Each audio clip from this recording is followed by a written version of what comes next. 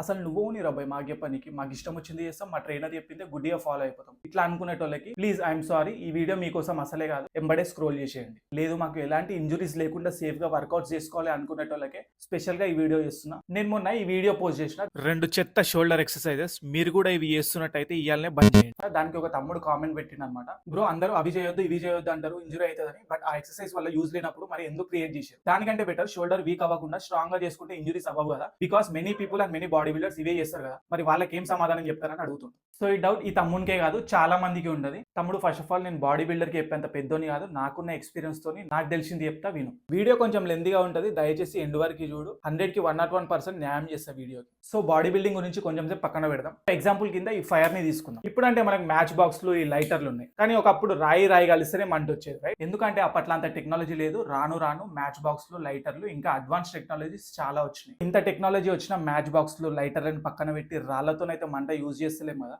టెక్నాలజీకి తగ్గట్టు మనం కూడా చేంజ్ అవుతున్నాం. ఇప్పుడు మనం బాడీ బిల్డింగ్ ముచ్చటకు వస్తాం. ఆర్నాల్డ్ ఇంకా పెద్ద పెద్ద బాడీ బిల్డర్స్ వాళ్ళకి తగ్గట్టు వర్కౌట్స్ కనబెట్టారు. ఎందుకంటే అప్పట్లో వాళ్ళకి టెక్నాలజీ లేదు కాబట్టి ఇవే వాళ్ళకి సుపీరియర్ వర్కౌట్స్. కానీ ఇప్పుడు advance technology, advance workouts, advance machinery వచ్చింది. బయోమెకానిక్స్ పైన కూడా చాలా అవగాహన ఉంది. ఇంత అడ్వాన్స్ టెక్నాలజీ వచ్చినాక కూడా పోయి నేను అవే వర్కౌట్స్ చేస్తా అంటే లైటర్ను వదిలేసి రాళ్ళు కొట్టుకున్నట్టు ఉంటుంది కదా.